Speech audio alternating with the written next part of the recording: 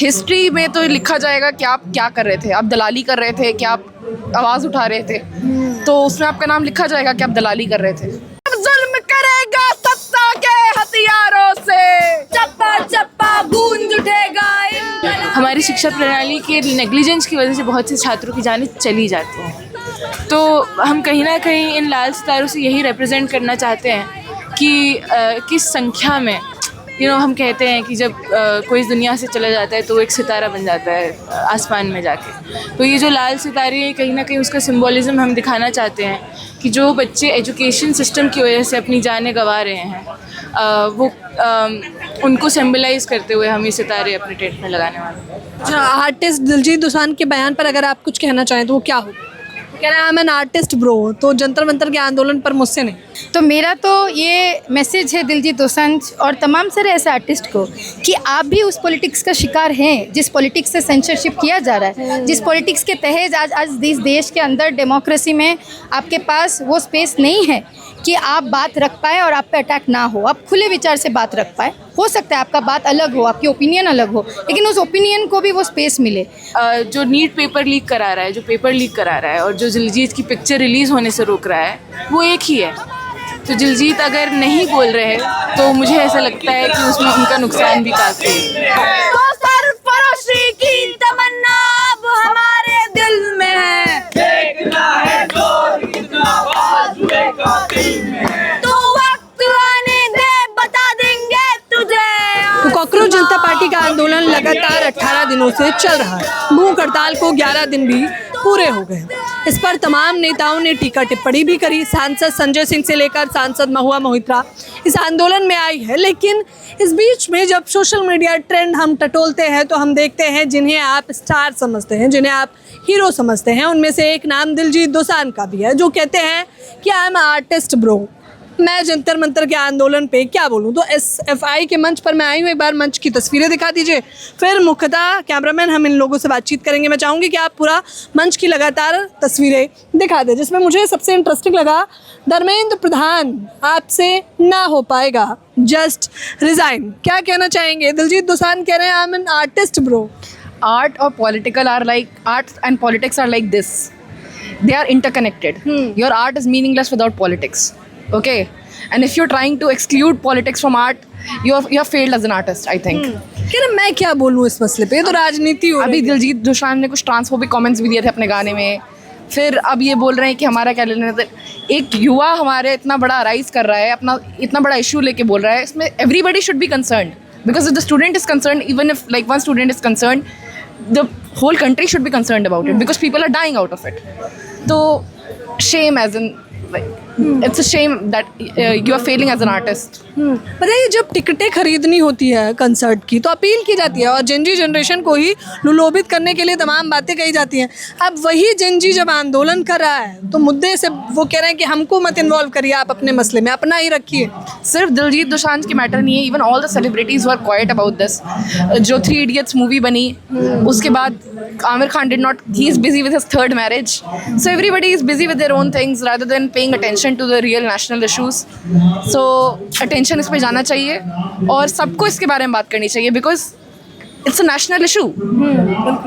तो सेलिब्रिटीज जो चुप्पी साध रहे हैं वो दिखाता है कि how they are failing as artist, because arts, again I will say, arts and politics go hand in hand. Art is very political. मतलब इस बयान को देख के बच नहीं सकते आप? नहीं, you should take a stand always. क्या ये बयान याद करेगा जेनजी जनरेशन आने वाले समय तक भी? हिस्ट्री में तो लिखा जाएगा कि आप क्या कर रहे थे, आप दलाली कर रहे थे, क्या आप आवाज़ उठा रहे थे, तो उसमें आपका नाम लिखा जाएगा कि आप दलाली कर रहे थे। है ना, आपका नाम लिखा जाएगा। दिलजीत के इस बयान पर आपकी क्या प्रतिक्रिया? देखिए, इस पे इसके कई सिरों से इस चीज़ को देखा जा सकता है। भारत में मतलब अगर एक एक्टर, सिर्फ दिलजीत की बात नहीं करूँगा मैं, और बॉलीवुड के एक्टर्स हैं जो भी हैं, यहाँ कहा जाता है कि हॉलीवुड में जो ऑस्कर्स में जाते हैं एक्टर्स तो गवर्नमेंट को सीधा गाली बकते हैं, लेकिन इसके 2 पहलू हैं। फीनिक्स अगर ऑस्कर लेते टाइम वहाँ की सरकार को गाली बक रहा है तो उसका जो डिसएडवांटेज है वो उसकी नेक्स्ट फिल्म पे नहीं पड़ेगा। अगर फीनिक्स को लेके कोई डायरेक्टर पिक्चर बना रहा है तो उसकी पिक्चर में डायरेक्टर का लॉस नहीं होगा अगर उसने कह दिया। उस वहाँ की जनता उसके पॉइंट ऑफ व्यू से उसकी पिक्चर देखने नहीं जाएगी। लेकिन सेम चीज़ अगर हम यहाँ बॉलीवुड में देखते हैं, यहाँ पे अगर किसी ने एक टिप्पणी कर दी, अब जैसे आमिर खान ने कोई टिप्पणी कर दी, तो इसमें उसके डायरेक्टर की क्या गलती थी? उसने जो पिक्चरें बनाई उसके डायरेक्टर का लॉस होगा या उसका जो चीज़ होगी, मतलब ये उनके ऊपर है, पूरा उनके ऊपर है। यू कांट से कि तुम चाकू लेके कि तुम भी इनके लिए बोलो, वो उनको कहना चाहिए, लेकिन हम उनको ये नहीं कह सकते कि तुम्हें बोलना ही पड़ेगा। और दिलजीत की बात रही, दिलजीत ने जो ये कहा, मुझे नहीं पता उन्होंने ऐसा क्यों कहा। अभी उनकी जो रिसेंट पिक्चर आई है सतलज, उसके लिए उन्होंने 1 रुपया भी नहीं चार्ज करा था। और उसके बाद वो हम किसानों के प्रोटेस्ट होते हैं, उसमें भी उनकी काफ़ी सारी तस्वीरें आई थी, उसमें वो गए थे, शामिल हुए थे। तो काफ़ी सारी चीज़ें, मतलब मुझे नहीं पता उन्होंने ऐसा क्यों कहा था। वो कंट्रोवर्सी से बचना चाह रहे हो या फिर वो CJP से अलाइन ना करते हो। अच्छा, ये भी एक फैक्ट हो सकता है। हाँ, आप ये नहीं कह सकते कि जो CJP से अलाइन नहीं कर रहा वो एंटी नेशनल हो गया, मतलब ये कहना भी बहुत। CJP आंदोलन में हम आयशा से लेकर SFI तक के स्टूडेंट को देखते हैं। मुद्दा CJP का तो नहीं है, हमें जितना समझ आया इस आंदोलन को कवर करके। मसला हर एक छात्र का है, मसला उन छात्रों का भी है जिन्होंने आत्महत्या कर ली, या फिर आप यूँ कहें कि प्रशासन ने उन्हें आत्महत्या करने पर मजबूर किया। तो मसला सिर्फ एक नहीं, जो मसला जो आपकी जड़ है वो तो बहुत अहम है, उस पर तो बोलना चाहिए। हाँ बिल्कुल बोलना चाहिए, लेकिन CJP जो कह रही है कि धर्मेंद्र प्रधान का इस्तीफ़ा दें, और हमें भी अपने साथ बुलाया गया, तो हम यहाँ अपना सॉलिडेटरी देने आए हैं। लेकिन हमारा सिर्फ एक पॉइंट नहीं है कि धर्मेंद्र प्रधान इस्तीफ़ा दें, हमारे काफ़ी सारे मेन पॉइंट्स हैं। धर्मेंद्र प्रधान मस्ट रिजाइन, ये तो है ही, लेकिन NTA को स्क्रैप करा जाए। उसके बाद जो एग्ज़ाम की जो CUT करके जो एग्ज़ाम को एकदम सेंट्रलाइज कर दिया गया है, जो सिर्फ अमीरों के एग्ज़ाम बन के रह चुका है। मतलब आपकी जेब में पैसे तो आप एग्ज़ाम देने जा सकते हैं। यहाँ एक रिक्शे चलाने वाले के बेटे को अगर कहा जाए कि तुम्हारा एग्ज़ाम, तुम दिल्ली में हो, तुम्हें जाना है केरला जाना है, तुम्हें हरियाणा जाना है, या फिर तुम्हें जम्मू कश्मीर जाना है या राजस्थान जाना है, वो अफोर्ड नहीं कर सकता है। तो इसलिए हमारी डिमांड है कि जो CUT को हटाया जाए और एग्ज़ाम को डिसेंट्रलाइज करा जाए। जो कॉलेज पेपर कराता था वापस उसको लाया जाए। और हमारी एक और है, जो CBSE में जो चेकिंग्स हो रही है ऑनलाइन, OSM चेकिंग हो रही है, जिसमें बहुत घपलेबाजी हो रही है, किसी की क्वेश्चन पेपर आंसर शीट बदल दी जा रही है, उसको हटाया जाए। और जो पुराने ऑफलाइन तरीके से चेक होती थी आंसर शीट, दोबारा वैसे चेक करा जाए। और कह रहे हैं कि हमारे ये लिस्ट भी, कैमरा मैन एक बार और दिखा दीजिए, इस पूरे लिस्ट पर SFI बात कर रही है और कह रही है आपको इस्तीफा तो देना पड़ेगा, वो तो बहुत वाजिब है, लेकिन आप NTA को दरकिनार नहीं कर सकते, आप अपनी घपलाखोरी को दरकिनार नहीं कर सकते हैं, आप OSM को साइडलाइन नहीं कर सकते। इस पर भी आपको जवाब देनी पड़ेगा। क्या नाम है आपका? शहर। अच्छा, इस आंदोलन में नेता वगैरह का आना तो बहुत आम हो गया, लेकिन इस बीच में जब आर्टिस्ट, जिन्हें आप हीरो बताते हैं जेनजी जनरेशन मुख्य तौर पर, वो साइडलाइन होते दिखाई दे रहे हैं, क्या प्रतिक्रिया रहती है बतौर जेनजी? देखिए, ये करा गया है। पहले आर्टिस्ट पॉलिटिकल होने में इतना नहीं डरते थे। अगर आप दिलजीत दोसांझ, शाहरुख खान, किसी को भी देखें तो किसी ना किसी मुद्दे पे आगे आके बोलते थे। दीपिका पादुकोण खुद CNRC के सपोर्ट में आई थी। तो ये बनाया गया है सरकार के डर से, या फिर ऐसे सिस्टमेटिकली कि कैसे आपको आपको एंटी नेशनल बोल दिया जाएगा।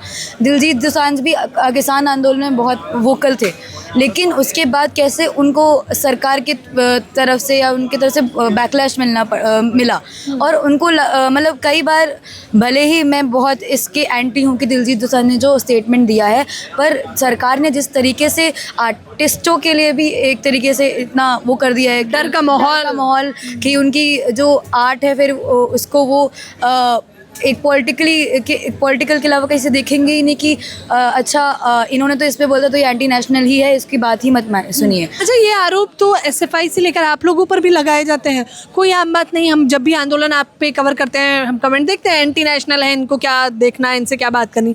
तो ये आरोप, ये डर तो मुझे लगता है आज इस भारत में सब में है, कहीं ना कहीं, थोड़ा बहुत ही सही लेकिन है। लेकिन क्या इसका मतलब ये है कि हम ये कह दें कि नहीं, मुझसे, आई एम आर्टिस्ट ब्रो, तो मुझसे नहीं पूछा जाना चाहिए? तो बिल्कुल नहीं, उसके हम सपोर्ट में बिल्कुल नहीं है। तो हम भी स्टूडेंट्स हैं, हम अभी पढ़ रहे, मैं सेकेंड ईयर अभी मैंने पास किया है, और सेकेंड ईयर में मुझे लगता था कि हाँ मैं स्टूडेंट हूँ, मैं साइकोलॉजिस्ट बनना चाहती हूँ, बट इन्होंने मुझे एक उसमें दबके में डाल दिया कि नहीं, मैंने आंदोलन ज्वाइन किया तो मैं एंटी नेशनल हूँ, या मैं डफली गैंग हूँ, या फिर मैं टुकड़े टुकड़े गैंग हूँ, अर्बन नक्सल हूँ। तो ये शुरू में जैसे, अगर चलिए अब मुझे तो इसका टाइम हो गया है, लेकिन जो नया बच्चा आता है और वो कुछ करना चाहता है और उस पर इतने भारी लगा दिए जाता है तो वो भी डर जाता है।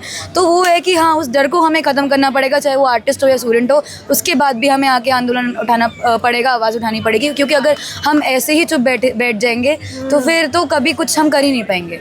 तो इसीलिए as artist, as students, as whatever you are, whatever you can do, you come and join this movement and raise your voice. क्या ना, हम भी नहीं बोलेंगे तो आखिरकार बोलेगा कौन? किसी ना किसी को तो इस मसले पर बोलना ही पड़ेगा। क्या नाम है आपका? मेरा नाम आयशी घोष है। बताइए, कैसे देख रही हैं आप इस बयान को? क्या आप लोग ये कहकर कि अरे हमारे घर में आत्महत्या थोड़ी ना हुई है तो हम साइड हो जाते हैं, चल जाएगा? देखिए, बात यह है कि कोई भी आंदोलन जब होता है, खास करके 2014 के बाद से हम लोग देख पा रहे हैं कि एक अकाउंटेबिलिटी का लैक हम देख रहे हैं। और जब भी कोई मूवमेंट आके समाज के बारे में सामने से बात रखने का कोशिश करता है, तभी उस मूवमेंट को एक बैकलैश फेस करना पड़ता है। उस मूवमेंट को बोल दिया जाता है कि वो देशद्रोही है, या उसमें ऐसे नारे लग रहे हैं जो उसके मतलब के नहीं हैं। तो ऐसे बहुत सारी चीज़ें बोला जाता है। जैसे इस जंतर मंतर के अंदर जब अभी आंदोलन हो रहा है, तो एक बहुत बड़ा मुद्दा है कि शिक्षा मंत्री, केंद्रीय शिक्षा मंत्री धर्मेंद्र प्रधान इस्तीफ़ा दे।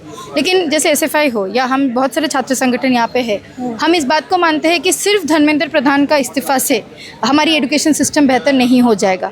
अगर धर्मेंद्र प्रधान के जगह पे कल स्मृति ईरानी को भी बैठा दे, या निर्मला सीतारमण को भी बैठा दे, या बीजेपी का आइडियोलॉजी का कोई भी इंसान को बैठा दे, तो उनका जो विचारधारा है शिक्षा में, उनका जो अंडरस्टैंडिंग है शिक्षा में, वो बेहतर रहेगा। हमारा पॉइंट है एनटीए जैसे एजेंसीज जिसके तहत ये स्कैम करवाया जा रहा है, इनको जब तक हम रद्द नहीं कर पाएंगे, जब तक हम स्ट्रक्चरली सिस्टम को बेहतर नहीं कर पाएंगे, जब तक हम उसकी रूट तक नहीं जा पाएंगे, तब तक हम इन तमाम सारे प्रॉब्लम्स को सेटल और सॉल्व नहीं कर पाएंगे। अच्छा, हाँ, मैं आपका मसला समझ रही हूँ, आप लोग जो मांग कर रहे हैं, क्योंकि मैं लगातार 18 दिन से कवर कर रही हूँ तो मैं बहुत बेहतर तरीके से समझ पा रही हूँ। लेकिन हम सोशल मीडिया टटोल रहे हैं तो हम देख रहे हैं जब दिलजीत दोसांझ, जिन्हें आप इतना बड़ा सिंगर कहते हैं, आप लोग उनके कॉन्सर्ट में जाते हैं।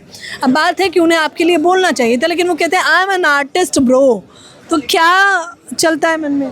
नहीं, अभी हीरो भी बोलता नहीं दिखाई दे रहा। 95 और सतलज जो बाद में नामकरण किया गया और Z5 में डालने के बाद, if I am not wrong, मैं अगर गलत नहीं हूँ, तो 48 आवर्स के अंदर उस मूवी को हटा दिया गया है। तो वो भी एक पॉलिटिक्स के कारण हुआ है। तो मेरा तो ये मैसेज है दिलजीत दोसांझ और तमाम सारे ऐसे आर्टिस्ट को कि आप भी उस पॉलिटिक्स का शिकार हैं जिस पॉलिटिक्स से सेंसरशिप किया जा रहा है, जिस पॉलिटिक्स के तहत आज इस देश के अंदर डेमोक्रेसी में आपके पास वो स्पेस नहीं है कि आप बात रख पाए और आप पे अटैक ना हो, आप खुले विचार से बात रख पाए। हो सकता है आपका बात अलग हो, आपकी ओपिनियन अलग हो, लेकिन उस ओपिनियन को भी वो स्पेस मिले। फॉर आप जब ये वीडियो रिकॉर्ड कर रहे हैं, एसएफआई का जो इंस्टाग्राम अकाउंट है उसको डिसस्पेंड करके रखा गया है 5 जुलाई से। हमारे इतने फॉलोअर्स है, 14-15 हज़ार फॉलोअर्स थे उस इंस्टाग्राम अकाउंट में। हम हर दिन इस प्रोटेस्ट का वीडियोज़ अपलोड करते थे, स्टूडेंट से हम वीडियोज़ लेते थे कि वो क्या कहना चाहते हैं पेपर लीक के बारे में, शिक्षा के मुद्दे पे, वो सब अपलोड करते थे। तो उस पेज को अभी मेटा ने बैन कर दिया है, सस्पेंड कर दिया है। तो यही हालत है, ये सच्चाई है डेमोक्रेसी की। लेकिन हम तमाम सारे सोशल मीडिया के थ्रू जितना भी पहुंचा पा रहे बाकी देश में लोगों को कि इस डेमोक्रेसी को अगर ज़िंदा रखना है तो हम आप सबको सड़क पे भी बोलने की ज़रूरत है, हमारी ज़िंदगी में भी बोलने की ज़रूरत है। हमारी ज़िंदगी इस समाज से अलग नहीं है, दिलजीत दोसांझ की आर्ट भी इस समाज से अलग नहीं है। अगर वो समाज में वो आर्ट दिखाना चाहते हैं, समाज वो सोचते हैं कि सिनेमा में समाज को, पंजाब के समाज को दिखाएंगे, पंजाब के समाज में क्या गलत है वो दिखाएंगे, लेकिन राजनीति का बात अलग से नहीं करेंगे, तो मुझे नहीं लगता है वो सही बात है। तो मेरा मैसेज दिलजीत दोसांझ के लिए भी है कि आपकी मूवी का सेंसरशिप भी उसी पॉलिटिक्स का शिकार है जिस पॉलिटिक्स के खिलाफ हम लोग आज लड़ रहे हैं। तो हम उस राजनीति का बदल चाहते हैं। अगर डेमोक्रेसी है तो डेमोक्रेटिक जो स्पेसेस है उसको बचाने की भी लड़ाई है। तो ये कह रही हैं कि दिलजीत दोसांझ को अगर ये लग रहा है कि हम ही उस राजनीति का शिकार हैं तो आप गफलत में हैं, क्योंकि आप खुद भी उस राजनीति का शिकार हैं। जब आपकी फिल्में नहीं चलने दी जाती है, आपकी फिल्म आती है और 48 घंटे में बैन होने की बात की जाती है, मतलब आप राजनीति का शिकार तो हैं ही। अच्छा, आइए मैं आपको आर्ट्स वगैरह भी दिखाती हूँ एसएफआई के। जैसे यहाँ पर जो है स्टार बनाए जा रहे हैं, ऐसे बहुत क्रिएटिव कुछ ना कुछ करके एसएफआई दिखाता भी। अच्छा, ये मंच तो ये अभी क्या कर रहे हो आप बताओगे थोड़ा? हम स्टार्स बना रहे हैं, हम यहाँ पे फ्लैग्स लगाएंगे स्टार्स के। तो यहाँ पर ये अच्छा है, ये अच्छा है। और हम देख रहे हैं कि एजुकेशन सिस्टम हर दिन हर साल हमारा जो करंट एजुकेशन सिस्टम है उसकी वजह से कितने सारे छात्र जो हैं, कितने सारे बच्चे जो हैं वो अपनी जानें ले लेते हैं। वो ये सिर्फ नीट पेपर लीक की वजह से 20 से ज़्यादा बच्चों ने जिन्होंने अपनी जानें दी हैं। ये तो सिर्फ नीट पेपर लीक की बात है, पर हर दिन हम जो देख रहे हैं, हर दिन कोई ना कोई स्टूडेंट, हमारे जानने वाला स्टूडेंट एक सुसाइड अटेम्प्ट करता है हर साल, चाहे वो IIT हो, चाहे जितने भी हमारे यूनिवर्सिटीज़ हैं, हमारे एजुकेशन सिस्टम की वजह से बहुत से छात्र अपनी जानें लेते हैं। हमारी शिक्षा प्रणाली के नेग्लिजेंस की वजह से बहुत से छात्रों की जानें चली जाती हैं। तो हम कहीं ना कहीं इन लाल सितारों से यही रिप्रेजेंट करना चाहते हैं कि किस संख्या में हम कहते हैं कि जब कोई इस दुनिया से चला जाता है तो वो एक सितारा बन जाता है आसमान में जाके। तो ये जो लाल सितारे हैं, कहीं ना कहीं उसका सिंबॉलिज्म हम दिखाना चाहते हैं कि जो बच्चे एजुकेशन सिस्टम की वजह से अपनी जानें गंवा रहे हैं, वो उनको सिंबलाइज करते हुए हम ये सितारे अपने टेंट में लगाने वाले हैं। अच्छा, आर्टिस्ट दिलजीत दोसांझ के बयान पर अगर आप कुछ कहना चाहें तो वो क्या हो? कह रहा है I'm an artist bro, तो जंतर मंतर के आंदोलन पर मुझसे नहीं। देखिए, दिलजीत दोसांझ अगर चूज़ कर रहे हैं देश में होने वाले आंदोलनों पर ना बोलना, तो उसमें मेरे ख्याल से उनका नुकसान सबसे ज़्यादा है। दिलजीत दोसांझ अगर इस सरकार के ख़िलाफ़ चुप हैं बहुत वक्त से, उनकी चुप्पी के बावजूद भी उनकी फ़िल्म जो है वो रिलीज़ नहीं हुई। पंजाब 95 जो उनकी फ़िल्म थी, जो अब सतलुज करके ZEE5 पे आई, और उनके बोलने ना बोलने के पे से कोई फ़र्क नहीं पड़ता, और कुछ वक्त में वो फ़िल्म हटा दी गई ZEE5 से भी। तो वो चूज़ कर सकते हैं किसी मुद्दे पे ना बोलना, पर पॉलिटिक्स जो है वो उनका फ्यूचर डिसाइड कर रही है। और क्या कहते हैं कि जो नीट पेपर लीक करा रहा है, जो पेपर लीक करा रहा है, और जो दिलजीत की पिक्चर रिलीज़ होने से रोक रहा है, वो एक ही है। तो दिलजीत अगर नहीं बोल रहे तो मुझे ऐसा लगता है कि उसमें उनका नुकसान भी काफ़ी है। दिलजीत अगर नहीं बोल रहे हैं तो उनका नुकसान भी काफ़ी है, क्योंकि वो भी इस राजनीति का शिकार हो रहे हैं जिस राजनीति पर वो टीका टिप्पणी नहीं करना चाहते। आप भी दिलजीत दोसांझ के उस बयान पर आप लोग मुझे अपनी राय जरूर दें। कैमरामैन नावेद के साथ ज्योति यादव।